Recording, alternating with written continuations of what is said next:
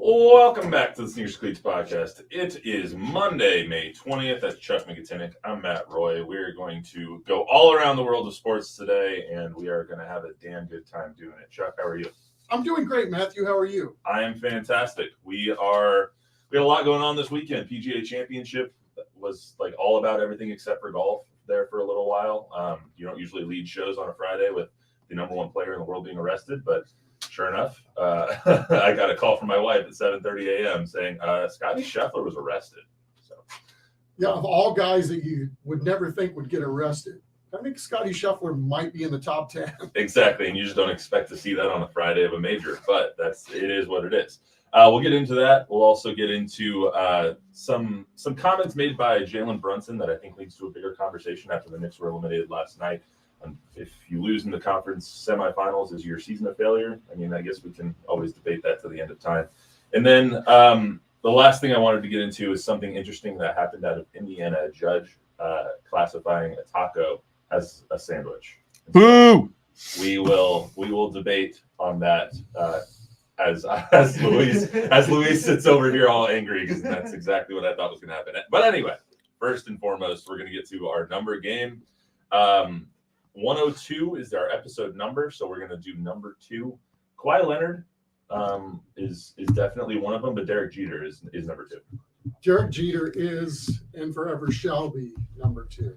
I just remember when my kid was younger, he had to be 2 because Jeter was 2. And there were a bunch of kids on his Little League team that all wanted 2. So, like, friction was created because of how many kids wanted to wear the number 2 on a certain ball club. I mean, there's nothing more iconic than Derek Jeter, number 2. Derek Jeter. Yeah, like there's just nothing more iconic than that when it comes to the announcement of players on the field or anything like that. So Derek Jeter is number 2 in my Just mind. as Brett Favre made the number 4 cool, Derek Jeter did for the number 2. Oh, absolutely. And then I also had on there Matt Ryan for football. Yeah, that was a good one. Football number, I mean, there's not a lot of great football number 2s. David Akers was number 2 as well for the Eagles back in the day, but not a lot of great number 2s for football. You think of any other ones?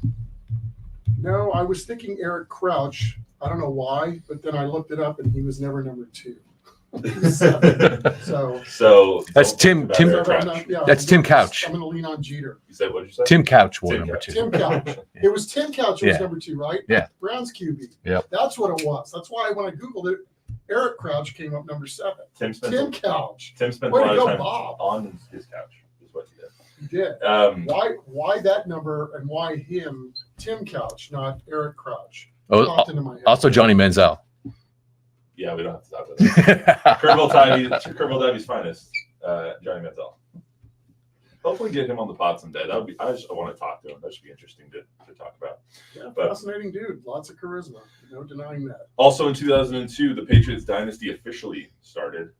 They won their first Super Bowl against the Rams on the Adam Vinatieri field goal. They were 14-point dogs in that game. Ended up winning outright against the greatest show on turf. So one of the I guess most consequential Super Bowls in history, just because of what it led to for the next 20 years or so. Yes, the image of Brady with his hands on his head's like, I can't believe what we just did. Right. That was, forever and shall be burned into a lot of people's memories, including mine. I don't think a lot of people could believe what they just did. No. So Tom Brady was a Super Bowl MVP, one of 5 that I believe he ended up, winning. And also in 2002, the Houston Texans officially became the NFL's 32nd franchise, drafting David Carr that year as number 1 overall, who then proceeded to get the crap beat out of him. Was that long ago? Yes. It seems like it was not just yesterday, but you're old, Chuck. It's all right. Yes. Visual signs everywhere. I remember it. I was 7. Actually, I think I was 6. Technically. Anyway, basketball. Lakers beat the New Jersey Nets. They swept them. That was the 3rd championship in a row. The end of the three-peat. Javier is ecstatic over here. Mr. LA himself over here. That's right. Capped off the three-peat. They went for 4 the next year and got beat by the Detroit. Yeah, thank you. I was gonna say that they either got beat by Detroit or I keep thinking the Spurs won that next year. Anyway, The year after that. correct. Yeah, I always think the Spurs were 2003, but it was 2004. The Spurs were 2003. The Spurs won it in 2003. Right. 2005, 2007. Right. We were doing every other year for a while, but it was kind of cool. Just like the Giants. Just like the Giants. I say we, they were. We. We as a city were partying every other year. And then in baseball, the Angels defeated the Giants. That was the last time that the Angels were good. The Angels haven't. Yeah, that was an epic World Series. That was literally the only time the Angels have been good in my entire lifetime is that year. Because I don't think, I mean, even with Trout, they've only been to one playoff series. And they got swept by the Red Sox. I think it was like 2013, something like that. And then golf, Tiger Woods won the Masters again and the U.S. Open again in 2002. But that leads into, it was a very weird weekend at the PGA Championship. So weird weekend for golf in general. Yeah, usually, like, I do Max Sports on Fridays, and I can't remember ever starting with golf, except if, like, Jimmy Walker wins the PGA, then, of course, we'll start with golf. But I was like, the number one golfer in the world got arrested 12 hours ago. We have to start with this. Especially he's a Longhorn and all that stuff. It was just so weird. First of all, congratulations to Xander Schauffele. He put together a fantastic tournament, and he deserves it. He's been knocking on the door for a long, long, long time. So, first of all, I have to give him his flowers. He won this tournament. He went out and got it. So. Yeah, and he's been hot all year, too. I mean, I was amazed. I think that was 9 of 10 or 12 starts when he's finished in the top 10. So he's been knocking on the door a lot. I was shocked that was his first major yesterday. Really? Yeah.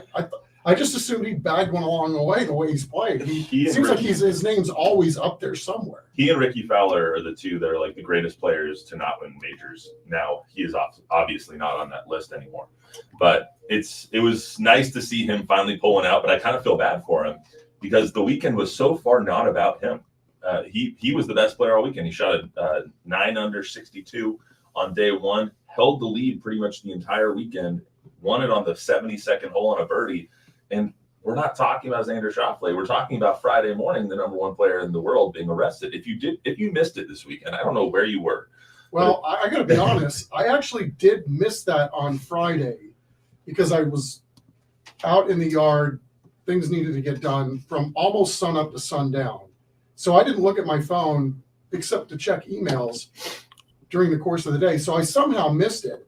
But on Saturday, when I was reading the cut-ups on what was going on at the PGA, they had mentioned Scheffler and then he'd been arrested. I'm like, what? But wait, why is this not at the top of the list? And then so I just assumed that it happened initially on Saturday.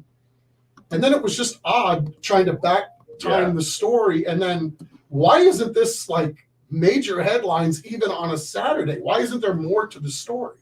And then you find out that there's no body cam video. Footage, I mean, come on. Yeah, the same. What planet are we living on? I mean, so again, it's just odd in a lot of ways, right? But I was one of those people that had no idea, and then you hear on top of it loss of life. Yeah. And again, it just seemed like the whole I don't know how do you report or play at an event that's a major when all these things are going on, and then stick to the script of who's playing well and who's not. Right.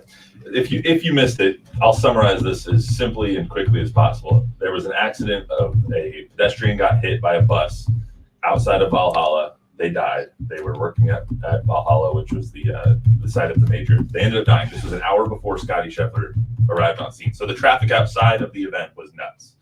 And so no one knew where to go. Everyone was turning in the wrong direction. So Scottie shows up. He thinks he's doing the right thing, I guess, and moving to a certain direction. A cop tells him to stop. He ends up keeping on going. Somehow the cop gets dragged down by the car, gets a cut on his wrist, abrasions and bruising on his wrist and on his pants. He tore his pants up pretty good. Long story short, Scottie Scheffler gets pulled over, arrested on the spot, taken to jail. He gets booked.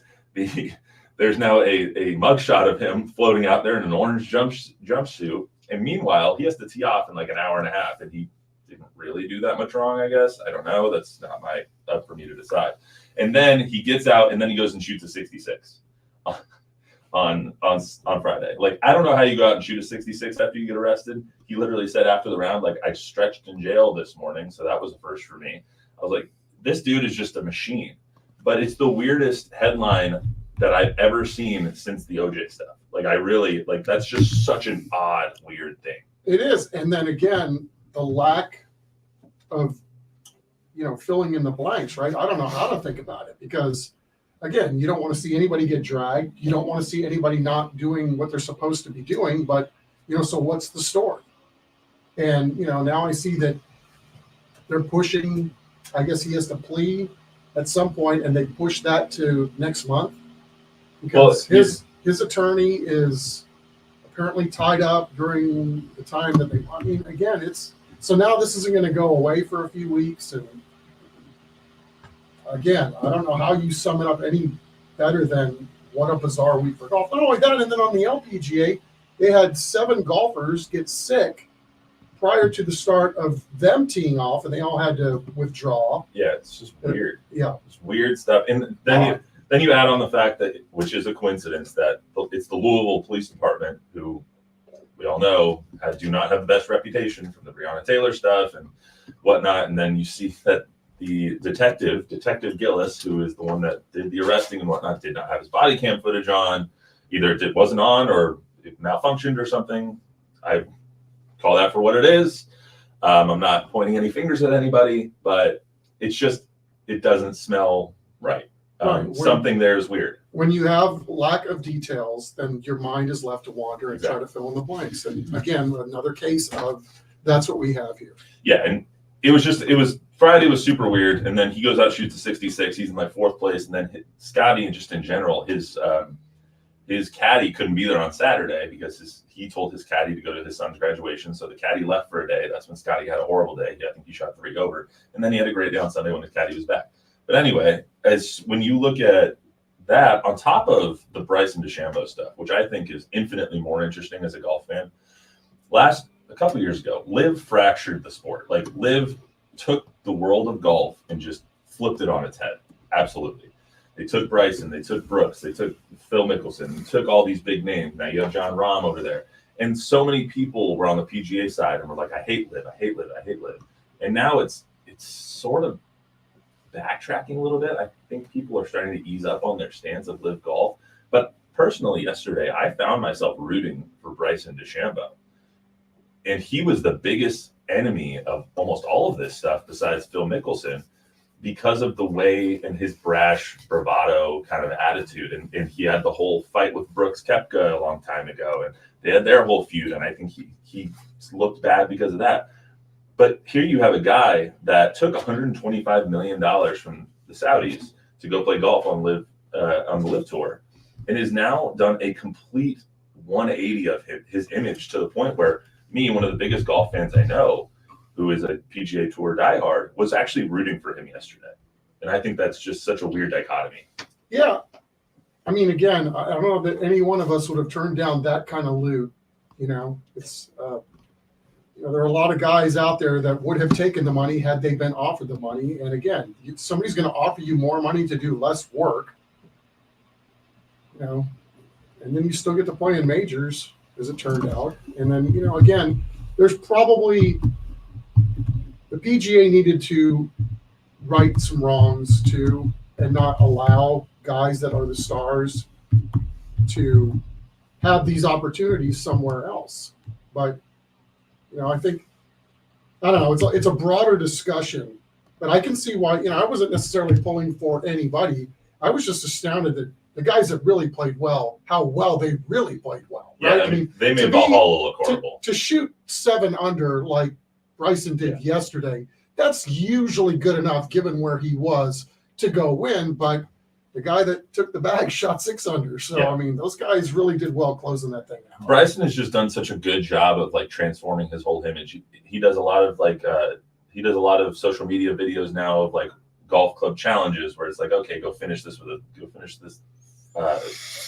par 4 with a putter, or like a pitching wedge. Like, can you par this hole with a pitching wedge the entire time? He does a lot of those, and he does a lot of things with fans now. There was also a moment, I don't know if it was yesterday or if it was Saturday, when he threw a ball after the 9th hole to a kid, and it was grabbed kind of like in baseball where it's grabbed by an adult and they run away. He like completely stopped his round and like chased down this man who took the ball from the kid and was like, no, give it to him, and then he went on about his way. So there's just a lot of those things that are making him so much more likable, and that's why it's so weird that you see this Liv guy who was one of the most boisterous, unliked people on the tour, and is now one of the most likable people that there is. It's just such a weird image to transformation. He's probably got a nice PR team around him or a management team around him that says, look, here's what we got to change. Now just go do these things, and the rest will take care of it. And he did a great job of it. But like I said, first and foremost, congratulations to Xander Scheffler, and hopefully Scottie Scheffler, the former Texas Longhorn, does not go back to jail anytime soon.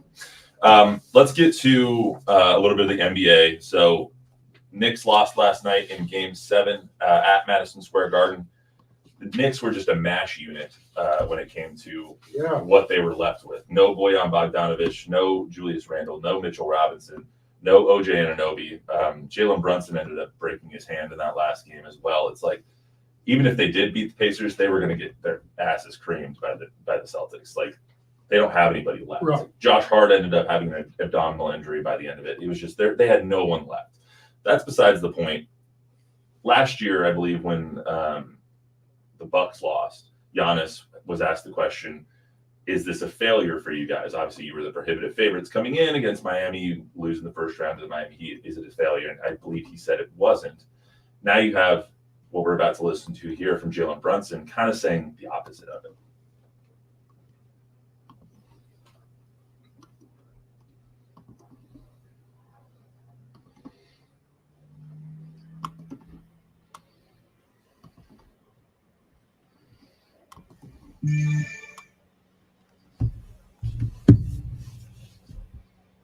So if your team doesn't win the championship, is your season a failure? It depends. I mean, I think if you listen to Jalen Brunson, then, to me, that's believable. I mean, at some point, the goals, you should think, for anybody that really likes what they do, it takes pride in what they do, is to win a championship. So, maybe the things didn't work out the way they needed to in order for the Knicks to get over the hump. But, I guess it just depends.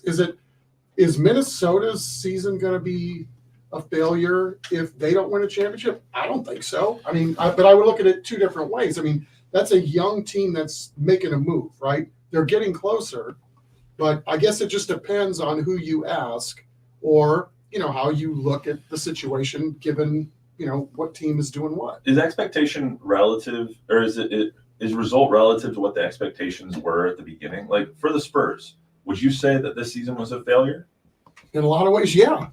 I would too, but it depends on what their expectations were, I guess, at the beginning. For the Knicks, I don't think you can categorize it as a failure, because look at what you accomplished with what you had. Like, you were the second seed in the East. You had a very good chance of going at least to the conference finals, if not the finals, if you were healthy. But this is the hand you were dealt. Yeah.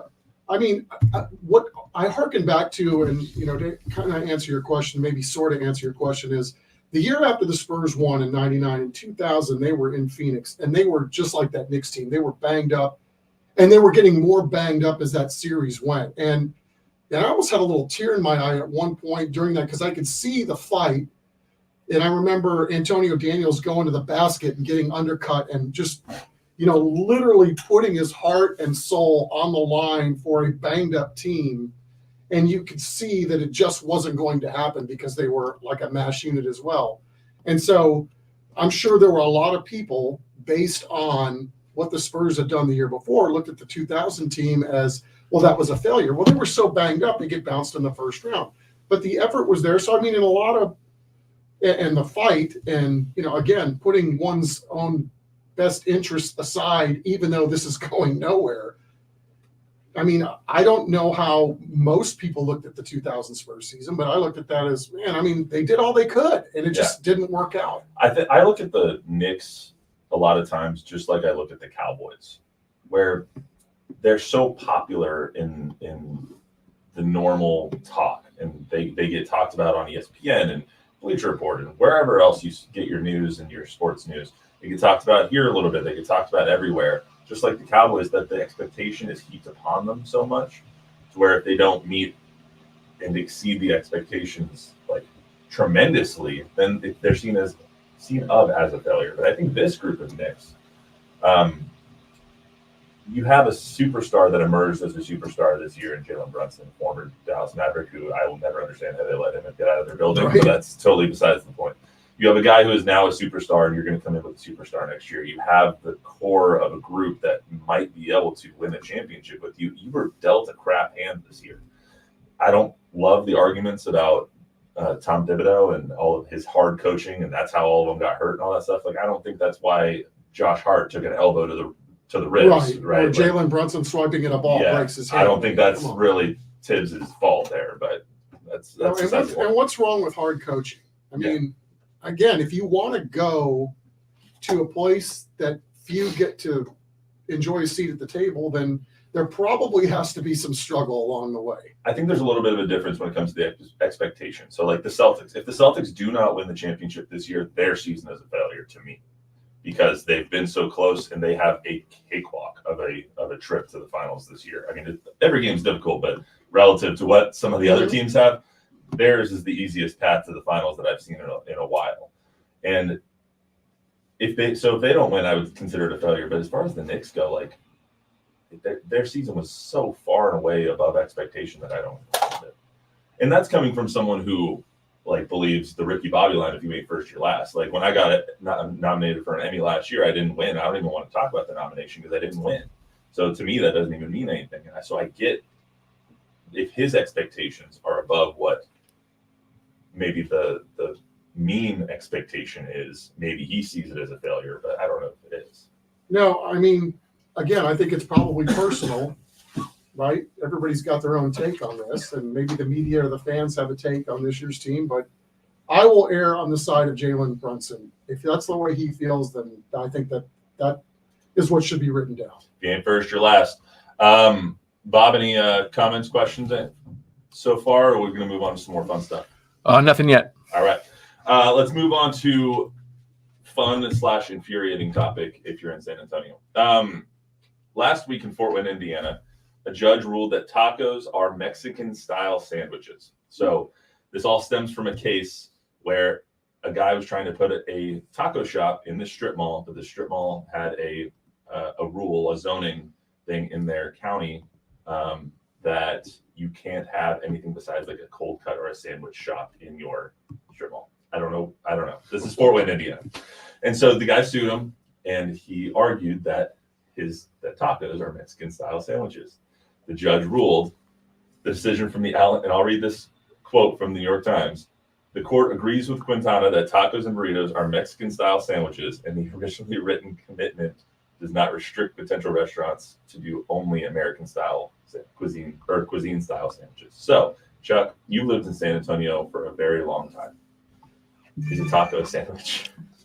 Probably not, but I mean, how asinine is the judicial system that we're even having to have this argument or having a judge rule on something like, wow, maybe there's just too much going on this planet. Why in the world would they allow, like, you have a Subway but not a taco shop? I mean, that's not because they didn't think it was a sandwich. The law. I mean, the law is stupid in the first place. Yeah, that was the first stupid thing about the whole But like when I say, "Hey, let's go get some sandwiches," you don't say, "Yeah, Las Palapas is right there." You know what I mean? You say, "Okay, let's go to Zito's, or let's go to Subway, or let's go to something like that," right? It's a pizza tortilla.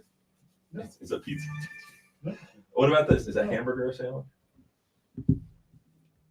I guess, yeah, technically. Is it though? Yeah, I mean, it's got two pieces of bread in the middle. Okay, what is it? But that's the thing. What's a sandwich? Because like, if a taco's a sandwich, then it doesn't need two pieces of bread. I don't know. I feel really unprepared to answer this question because I didn't know that this was coming. You go to And Zito's every other day. Oh no, I know. So I know what that sandwich looks like, but I just don't know that I'm fully prepared to answer on this topic because all I see is you got to be kidding me. We had to go to court over this because of course we did.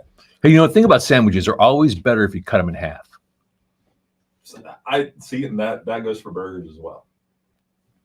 A lot of times. You cut your hamburger in half? Depends on how big the burger is. Who does If it's like does if it's a big ass juicy burger with like bacon and stuff piled on top, and I can't even get it in my mouth, then yeah, I'm gonna cut it in half real quick. Seems reasonable. I think that's fair. I'm never gonna cut a hot dog in half.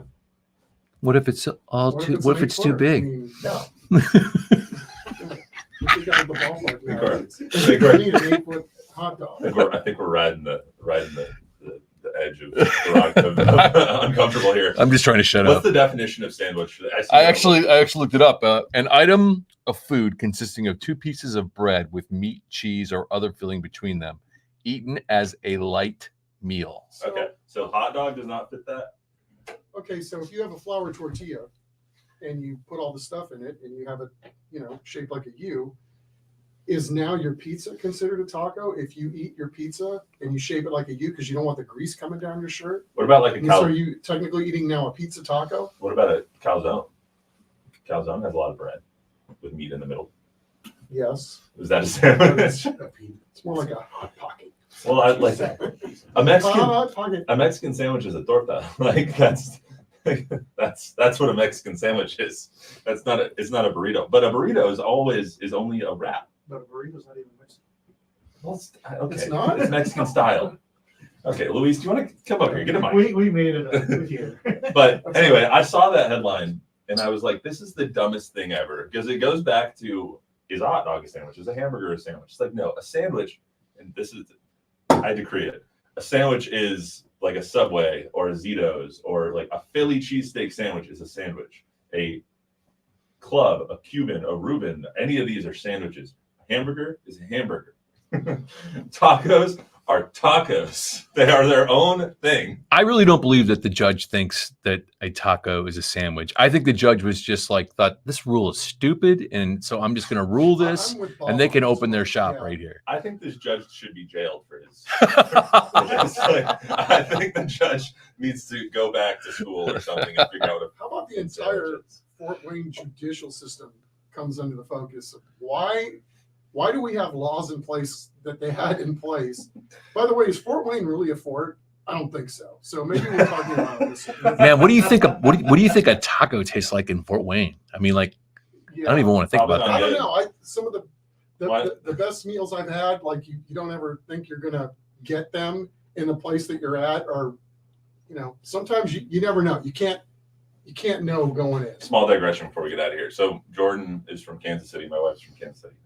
For those who don't know, and she will always say that her favorite Mexican food restaurant ever is in Kansas City. And I said, Jordan, you live in San Antonio. Like you have It's everywhere around us is better than Kansas City's best. Okay, Yeah. Hey, what is the best sandwich shop in San Antonio or the San Antonio area? I'm partial to Zito's. You're gonna have a hard argument here, I think, from the boys behind the table. I want to tell you that if you've ever been to Four Kings in Converse off East Pat side? Booker, Oh yeah. that is the Elite, best sandwiches huh? in town. Yeah, All right. I guess it's actually Universal City. I think that the Okay. best sandwich shop in town has to be Taqueria Arandas and their tacos. Okay. Don't you have a sound effect for that? Yeah. I actually don't. I wish I did. I gotta. I could put more on Technically it. still is. Yeah, Yes. see? Wow. The days All are right. flying by. Before we waste any more of anyone else's time, if you don't think it's a sandwich, a taco is a sandwich, or a burrito is a sandwich, please mention us in the comments. And because I would love to, if you can argue that a taco is a sandwich, Judge, if you're out there and you're listening, please let us know why you ruled this way, or send me the brief and I'll read it because I really want to know why this was ruled a certain way. Anyway, that's the The scales of justice. scales of have justice spoken. weighed by one burrito at a Yes. time. That's all we got for you on this edition of the Sneakers and Cleats podcast. Remember to download, rate, review, subscribe, use a 5-star rating, tell a friend, tell an enemy. Please don't tune out because of this conversation. We will see you right back here on Just watch the Thursday. first 10 minutes. Until then, everyone have a good week.